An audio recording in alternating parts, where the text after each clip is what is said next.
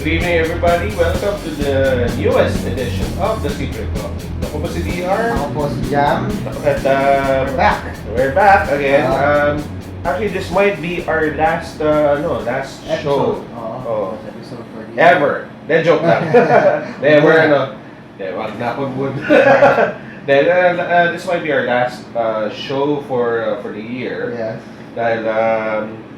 Dahil gusto namin nagpahinga muna and marami rin inasikaso. And it's holiday, so enjoy your weekends with your family. Try as much as possible to enjoy the holidays. The Christmas holidays. In this episode, feature natin yung mga bagong smartphones for this December na probably magugustuhan nyo for Christmas. So, gift to yourself or for someone. Yeah. Magandang So, mahaba-haba yung news natin ngayon. Mahaba, yes. Yeah, mahaba-haba yung news natin ngayon. So, pero actually, syempre, ang mga news natin is most of the time naman are about mobile phones, right? So, these are new mobile phones that you might get, you might be interested in. And all the more na kailangan papanood yung buong news episode, news segment natin. Yes. So the first in our agenda is the Microsoft, the Microsoft Lumia. Yes, umaten na ako ulit ang events ng Microsoft. So recently Microsoft Lumia 950 and 950XL were introduced into the Philippine market. Now, ano ba meron sa bagong Lumia Jam? These are the first Windows 10 phones to be launched here in the Philippines. Yes. So what are bang special sa Windows 10? Actually, yung Windows 10 na devices ngayon, mga phones, actually they can run on in continuum. Continue. So you have a Windows phone, pero when you plug in your smartphone to what do you call that? Yung dock? To a Microsoft device, display dock. Oo. So, pag kinonect mo yon, magiging Windows desktop na yung which is certainly a lot of our viewers are already familiar with the Windows platform. So the Windows 10 platform, design. Yeah, so yung design yung from the phone, pag kinonect sa dock, sa display dock, nakakonect sa monitor or sa TV. Then yung display dock will be connected to your keyboard and your mouse. Yes. You already have an instant desktop PC. Yeah. So yun ang this is actually what I've envisioned. I thought, not really envisioned, but this is what I thought that when single device for everything. Oo, kasi yung dati, back in the year 2000, 2001, yung mga Microsoft Pocket PCs, akala ko ganun din sila. Microsoft Pocket PCs, these are PDAs, Pocket Personal Digital Assistants, Yeah. Pero naka Microsoft na OS sila. So, akala ko nung time na yon, pag kinonect mo sa keyboard and sa monitor, yun na yung mismo PC, pero unfortunately, they don't work that way. Standalone devices lang talaga sila. Yes. Pero itong Lumia, after 15 years, Microsoft finally made it a point na it's just one device that you're gonna need. You don't need a tablet anymore, you don't need a laptop anymore. Yes. Yung gusto ni Microsoft na pag-uwi, pag pumunta ka sa office, kapit mo na sa Microsoft display dock, kapit mo sa monitor, kapit mo sa keyboard, kapit mo sa mouse, bingo, you already have Actually, you can use a wireless display dito. Connect your smartphone to the wireless display and ganun din yung mangyayari. Yeah, supposedly, if it supports Miramax, yung the wireless display, according to them. So, that's what's special about the Microsoft Lumia 950 and 950XL. Actually, pero magkaiba sila because of the sizes. Not only about the sizes, but also with the processor and also with the battery. Yes. With the battery type. Camera din yan. Same lang yung camera. Same lang ba? Alam ko, same lang. Ayun. So, basically, the Microsoft Lumia 950 specs would involve, well, of course, it's running on Windows 10. Then, by the way, before we proceed, kasi marami lagi nagtatanong sa akin ito nung nag-ano ako about 950, 950XL. It's running on Windows 10, but the processor is ARM processors and not x86. So hindi mo mapapatakbo yung mga .exe files mo and yung mga desktop applications mo. Don't try. You cannot that. Don't try yung mga native apps mo sa laptop mo. Don't ever try to run them. You can run them on the. Another thing that we need to mention, since we're talking about Windows 10, there's a Windows 10 Unified App Store. Yes. Okay. Whatever you see on the Unified App Store sa Windows, whatever you see there and whatever you download there, yes, you can download it, you can install it on any Windows 10 device, yes. whether you have a laptop or a tablet or a smartphone. Yes. But if you did not get the app from the Unified App Store and you only installed it on a laptop, ibig sabihin pang laptop lang ang exactly. yung app na yun. Exactly. So that's the main difference. Just because it's not because that we're talking Windows 10, kahit anong Windows 10, pwede natin you have to remember, you have to get the app from the Unified App Store in order for you to install this across all platforms. Yes. So yung mga games dito na applications, so only yung nasa Windows 10 App Store. And yung mga apps na mapapagana sa Continuum is mostly yung mga Microsoft built apps, and yung support is coming to different apps din. So, hopefully magkaroon ng maraming support. As I was saying, yung the processor of this one is MSM 8992 Qualcomm Snapdragon 808 processor. Tapos 5.2 inch ang this AMOLED screen display niya. Quad HD. According Gorilla Glass 3, may LTE, Bluetooth 4.1, Wi-Fi, ADG, and AC. May NFC pa to. Tapos 32 gig internal storage, expandable with a micro SD card up to 200 gigs with 200 gigs of micro SD Tapos 3 gigs of RAM. Then this one using a USB-C port. The newer these new Lumias are using a USB-C port. It's needed for the Continuum. Yes, that's why correct. So 20 megapixels with Carl Zeiss optics, autofocus, 3 LED flash, then 5 megapixels ang front camera. Then battery niya is 3,000 milliamperes. And then ang SRP niya is 28,990. Now, the Lumia 950XL, okay, this one naman uses a Snapdragon MSM 8994 810 processor. Much powerful. So this is much more powerful. Tapos, of course, this one has a larger screen, 5.7 inch. Yeah, 5.7 inch AMOLED display with Corning Gorilla Glass 4. Okay, again, it has the same wireless connections. It has the same storage capacity, same RAM, same USB-C port, and same camera. Ang kakaiba nito is extra capacity na battery, which is 3,340 milliamperes. And it will be priced at 32,990. Yeah. So this will be available within this month, And hindi kasama yung dock, di ba? And the dock, by the way, will be priced at around 3,000 plus. 3,490 if I'm not mistaken.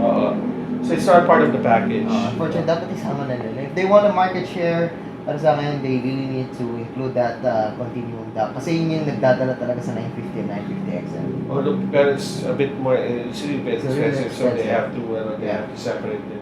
Anyway, I've already requested a review unit of the 950. They'll be sending me one soon, as soon as they're able to get a review unit, as well as the display dock.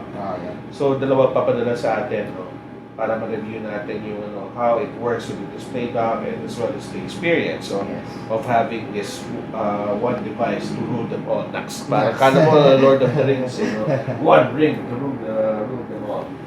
So that's enough of Microsoft Lumia. Next in our news is about Blackberry. Yeah, right? Blackberry. Finally. We so see Community Jam, we were invited to attend the Blackberry Priv. Finally. Priv one of the launch. most awaited Android smartphone this year. Yes. So what's new about the Blackberry Priv? Well, It's a BlackBerry that's running on Android OS. That's it. Oh, yun na Yun yun. na yun. Oh, actually, there were already rumors of how the Priv would look like. And then it is actually quite an interesting design, no? So it's basically a slider design, just like what they used to do with the BlackBerry Torch, no? Pero maliit kasi yung Torch eh. This one is really big. It has like a big 5-inch display, no? Or a bit more, I guess. Then when you say slider, it means to be it has a sliding keyboard. That will be revealed after it's split, no? Pero comment ko lang dito, dude. The keyboard is even smaller. Yeah, it's even smaller than the Passport. The Passport. The Passport has the best keyboard on a smartphone. Para sa akin. Not for me. The Not best for you. keyboard is actually yung BlackBerry Classic, which we reviewed yeah, this year. Classic pala. Yeah, that one even has that's the best. Pero para sa akin, malaki lang kasi yung keys. Yun lang yung gusto. Well, anyway, but actually sanayan naman to. No? Pero I'm kind of find it hard to type really, and I actually had to use my nails to Pag malaki yung kamay talaga to type on the BlackBerry Priv's keyboard. But it's a welcome change to have a BlackBerry on Android. So, diba, you already have a very good processor. You already have an OS that is ready mainstream, that supports a lot of apps compared to the BlackBerry OS. Even though na kaya mag-sideload na Android apps dun sa it's a hassle and it's too much effort to do that. Yeah, it's still a hassle. Iba pa rin pag Android talaga. I think we already demoed that nung the last time we reviewed the BlackBerry Classic, no? Pero it's really kind of hard to use. Yeah, but another comment for this one for the BlackBerry Priv. The price. Yes. Okay, the price. Yes. Yes. Kung ikaw tatanungin ko huwag mo muna sabihin ng presyo Ano tatanungin ko MacBook Air or BlackBerry Priv? Syempre na 11-inch na MacBook Air. Baka nga, 11-inch, MacBook Air pa rin ako. Kahit yung lowest, even yung lowest spec na MacBook Air. Okay, ito, kaka-announce ng iPad Pro, di ba? iPad Pro or BlackBerry Priv? Kasi ayoko talaga na iPad Pro. Gawin mo ng Surface. Ayoko talaga na iPad Pro. Same price din mo ng Surface? Yeah, Surface Pro. Surface Pro or Surface Pro ako. Surface Pro 4 yung pinaka-lowest. Okay, why did we compare a MacBook Air, a MacBook Surface Pro. Surface Pro, iPad Pro, iPad Pro. with a BlackBerry Priv? It's because these devices are worth 40,000 pesos. More than 40. More than. And the BlackBerry Priv's SRP is worth 45,000 pesos. Is this really worth for a BlackBerry phone with Android with a sliding keyboard? Hinga na ako ng malalim the hardware itself is the hardware is really nice. It's a BlackBerry. It's a BlackBerry. Hindi mo unmistaken. Ano talaga siya? BlackBerry. But I don't think it can justify the price. Justify the 45,000 pesos the price doon. Yeah, especially if you can already buy an iPhone 6s Plus for 64 gig. No, 128 gig, I guess. 128 gig. Diba? Kaya. Or 64 gig siguro. That's the same. Oh my goodness, that's the same price of my phone. It's really crazy, and I don't. My phone over there. I don't know why they did that. BlackBerry is naghahabol sila market share. They need market shares sa smartphone, and yet pinresyo nila si Priv na gano'n. Pero ito sa ibang bansa, it's $649. So sa atin medyo mahal. So I don't know if they're just testing the waters dito. Pero my guess is that successful ang BlackBerry Priv sa ibang bansa, and then dito minahalan nila. Siguro tinatest lang nila if bibilin pa rin ng tao. I don't know. Maybe talagang walang pera. My guess, nobody will buy it. My guess walang bibili. Yeah. Pero when I say nobody will buy it, of course people will still buy it. But compared it's not like a lot of people will buy it. Yeah. So, O konti lang bibili niyan? Konti lang, Okay. konti lang. Especially mga diehard fans talaga bibili niyan. Pero ito yung na-foresee ko. And of course, people from Blackberry will not confirm this. No? Tingin ko naman, and maggagawa naman sila ng mga more affordable Blackberry with Android OS. Yes. Specifically Jam na yung with the body of a Blackberry Classic. Yes. Alam mo, yes, it's nice to have the Blackberry Priv, but given the price, no, it's really outrageous. Yes. But what I have in mind is, my opinion here is, they should come up with a Blackberry Classic, the classic look, no, the classic size, the one that we reviewed earlier this year, several months ago, no, but with Android OS in it. We might also see a passport. Or even a passport. Pero siguro not now kasi medyo... Pero what would be, because the Blackberry Classic costs 20,000 pesos. With Android OS for 20,000, that could become Not to 25. Maybe they'll price it at 25 because it's running Android and not their own Blackberry 10 OS. But no, even that should be even more cheaper pa nga because it's running on Android rather than on their own OS. Yes. So with 20,000 as a price, okay na sana yun, no? So hopefully Blackberry will have that in mind. It's really good para sa akin yung keyboard niya. Compared sa other smartphone, it's parang breath of fresh air na meron tayong keyboard finally sa isa na namang Android. Kasi na-miss natin yun tagal na smartphone na walang Android. So yan, the Blackberry Priv is expensive but you got keyboard and you got the Blackberry signature look. Right, so next is the, what do you call this? What's our next phone by the way? We have yung sa latest Cherry. Oh yeah, so Cherry, has just released one of their, it's actually one of their, Kasama to sa listahan nila before. Yeah, yung Cherry Mobile's Cherry Christmas Terrific 10. Okay, they have this 10 smartphones that they, actually I do recommend this. I do recommend this Flare Lite 2. So the Flare Lite 2 is it's actually, kasi ganito, let me just get this out of my way. 2 years ago, a 1,990 peso smartphone from Cherry would consist a 512 MB na internal storage. Yes. So, fresh install and after all the updates, you'll be having the measly 200 MB of storage. Okay? Not so much. 200 MB. Not gigs, ha? 200 MB. Today standards not. We're talking about 2013. Yeah. Okay? And 200 MB in 2013 was... No, it's not even. No, affordable? No, ganito. Jam, you're not getting the point. My point is in 2013 mura, oo. Pero sa mga tao, nahihirapan sila gumamit. Yeah. Power users are not even supposed to buy a phone. But yung mga first timers, they're enticed to buy one kasi mura. Pero they won't be able to install a lot of apps because 200 MB na lang natitira. And yes. how big is a Facebook app? The Facebook app is like 35 MB. Then you try to install yung mga iba pang apps. There's only very few apps that you can install. Okay?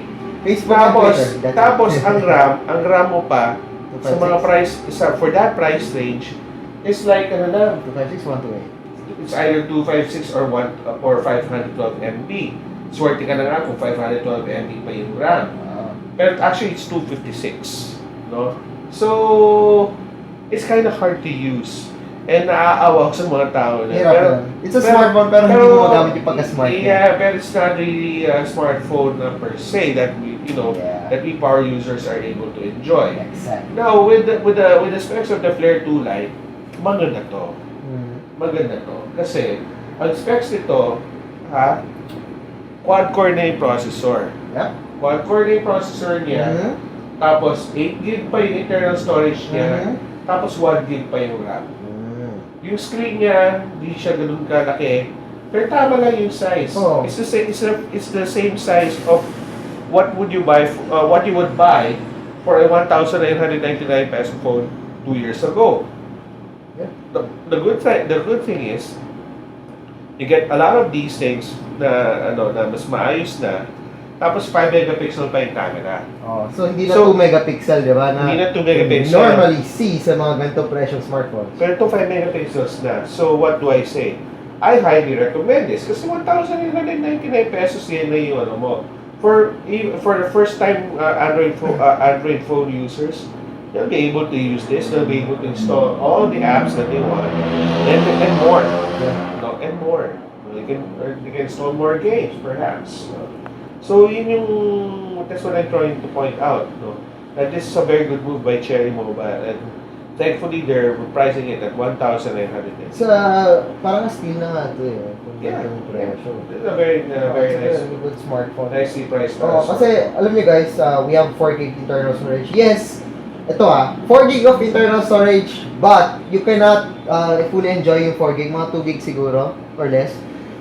Pero doon sa size na yun, makakapag-install ka ng Facebook, ng Instagram, ng Twitter, so, and Messenger. Basically, those are the basic social media applications na kailangan nyo. Yeah. So, if you want, siguro YouTube, reinstall. You don't need that anymore. So, reinstall na. So, yeah, it's okay for me sa ganito presyo. Wala akong kakareklamo dito sa 2,000 pesos smartphone na ganito.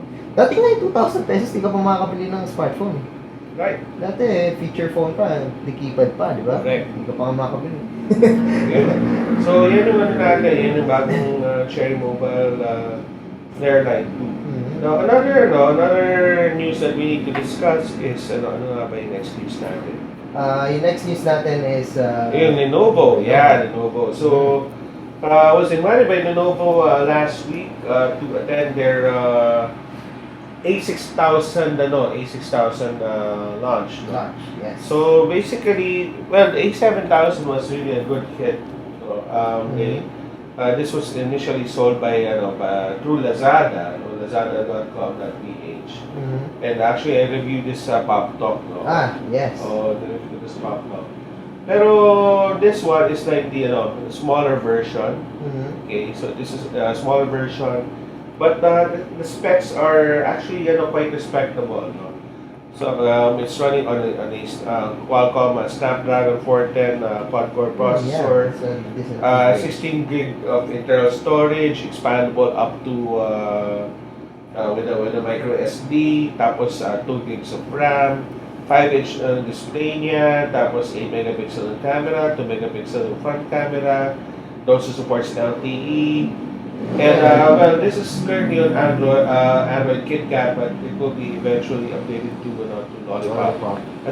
And it has 2,300 milliamperes of battery. So, nanalo ko sa contest noon, so I already have a unit, and that is actually what we're going to review later sa hands-on segment.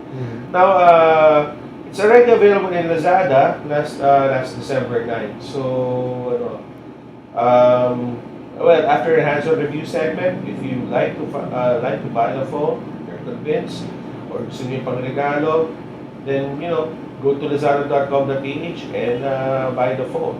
The price is worth 6,999 pesos. So for its specs, actually okay na siya. Yes. Pero let's check the review later sa hands-on review segment. So yung mga hands nga pala natin to, no? Yeah. 6,000 plus. And lastly, we have Jam was able to attend the event yesterday. And what event ito, Jam? Well, Huawei, again, may event ulit sila, and they just launched the king of Android smartphones. The king. It's the Huawei Nexus 6P. So bakit ba siya king? Yung tanong bakit siya king? Well, it combines the expertise of hardware ni Huawei. Okay.